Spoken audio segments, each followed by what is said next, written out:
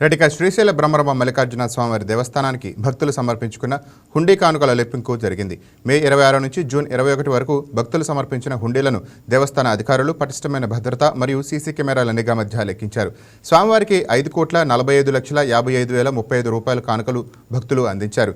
నగదుతో పాటు భక్తులు సమర్పించిన కానుకల్లో 127.5 గ్రాముల బంగారం, 3 కేజీల 680 గ్రాముల వెండితో పాటు విదేశీ కరెన్సీని కూడా సమర్పించారు.